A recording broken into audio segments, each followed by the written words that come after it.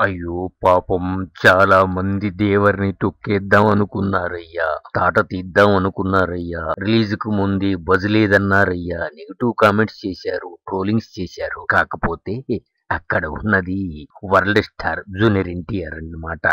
ఆయన ఏం చేశాడు? తొక్కేశాడు. తాట వాళ్ళవే తీసేశాడు. ఆ విధంగా ఇప్పుడు దేవర దగ దగ దగ దేవర దడ దడ దడ దేవర అని వాళ్ళు ఇప్పుడు వేణుళ్లా కొనియాడుతున్నారు. చిన్న పెద్ద వృద్ధులు ప్రతి వాళ్ళు ఈ దేవర సినిమా చూస్తే మైండ్ బ్లోయింగ్. ఇంకా దేవర 2 ఎలా ఉంటుందంటే మామూలుగా ఉండదయ్యా. ఆ విధంగా ఉంటుంది. ర్యాకెట్ సూర్యమండలంలోకి వెళ్ళినట్టే అదే విధంగా ఇప్పుడు మండిపోతుంది దేవర. కారణం ఏమిటంటే తొక్కేద్దాం అనుకున్న వాళ్ళ తాట తీసేసి 50 రోజులు పూర్తి చేసుకుంది.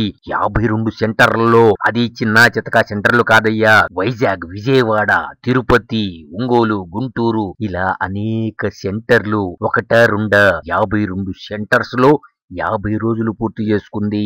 మేకర్స్ పోస్టర్ వదిలేటప్పటికి ఒక్కొక్కళ్ళకి అయ్యో ఏమిటి ఇలా జరిగింది, మేమేదో అనుకున్నా ఇలా అయింది అంటే అక్కడ ఉన్నది టీఆర్య్యా. సోలోగా సింగిల్ గా 500 కోట్ల క్లబ్ లో చేర్చాడు. రాబో గేమ్ చేంజర్. ఇటువంటి సినిమాల పరిస్థితి ఏమిటని ఇప్పటి నుంచే ఆలోచిస్తున్నారు. ప్లానింగ్ గట్టిగానే చేస్తున్నారు. ఓకే, ఆ సినిమాలు కూడా ఆడాలి, కలెక్షన్లు కొట్టాలి. కానీ ఇక్కడ దగ దగ దగ దేవర దడ దడ దడ దేవర దెబ్బకి దడ పుట్టిపోయింది బాక్సాఫీస్ కి. అసలు ఊపు లేదు.